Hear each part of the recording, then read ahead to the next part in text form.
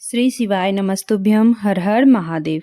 वेदांत city खड़वासा मंदिर के पास टिंडोरी road, सूरत, गुजरात में गुरुजी पंडित प्रदीप मिश्रा जी द्वारा श्री शिव महापुराण कथा शुरू हो गई है। ये कथा 7 दिवसीय शिव महापुराण चलने वाली है, जो कि 16 जनवरी से 22 जनवरी तक आस्था चैनल यूट्यूब के माध्यम से देखी जा सकती है।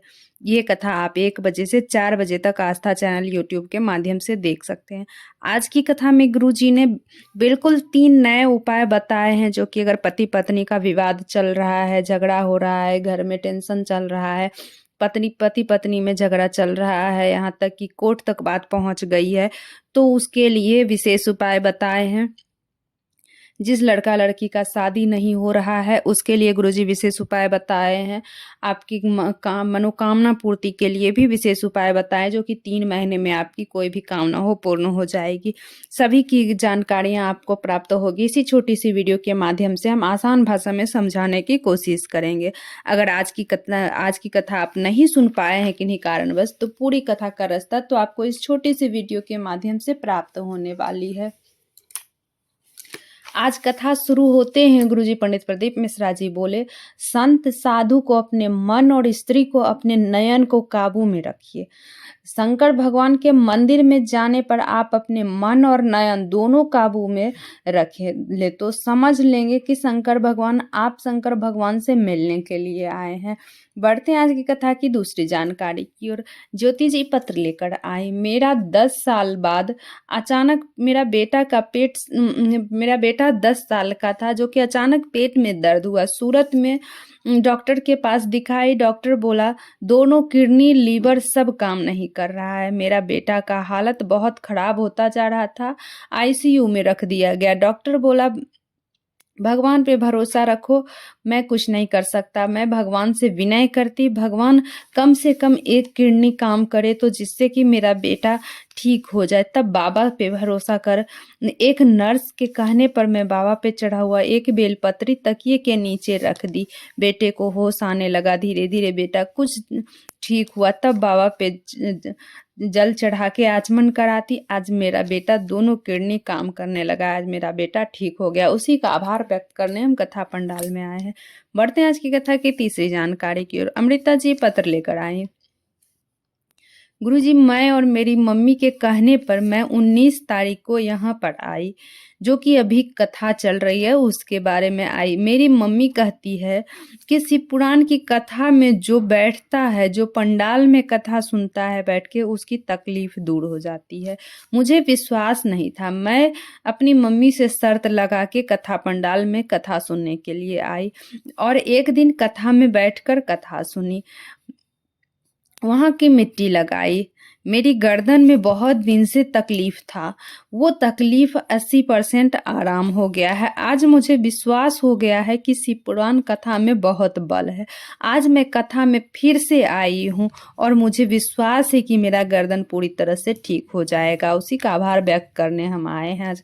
बढ़ते हैं आज की कथा की चौथी जानकारी की ओर। आप अपने बच्चों को खूब पढ़ाओ, अच्छे से पढ़ाओ, पर इतना भी मत पढ़ा देना कि एक दिन वो बच्चे आप ही से को बेवकूफ समझने लगे। पढ़ाई के साथ साथ संस्कार भी जरूरी है।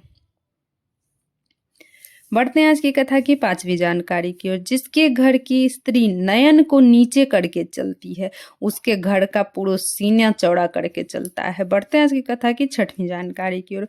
गुरुजी बोले आजकल के मनुष्य सूर्यमुखी के फल ऐसा होता है, जो सूर्यमुखी का फूल जो होता है, जिधर सूर्य भगवान उगते उधर ही सूर्यमुखी का फूल उगता है। तो उसी के तरह मनुष्य भी हो गया है, जैसे सूर्यमुखी के तरह। जहाँ जैसे मनुष्य को जहाँ फायदा होता है उधर ही भागता है। बढ़ते हैं आज की कथा के 7वीं जानकारी की ओर। जिसके घर में बहुत लड़ाई झगड़ा होता है, टेंशन चल रहा है, क्लेश हो रहा है, पति पत्नी में विवाद हो रहा है, झगड़ा हो रहा है, अदालत तक बात पहुंच गई है, तो ये उपाय आप अवश्य करें। अब इस उपाय को करने के लिए आपको करना क्या है? आपको ये आसान उपाय है, आप कोई भी कर सकते हैं। आपको इसके लिए लेना है एक श्रीफल और कच्चा धागा, जो मौली बोलते हैं उसे।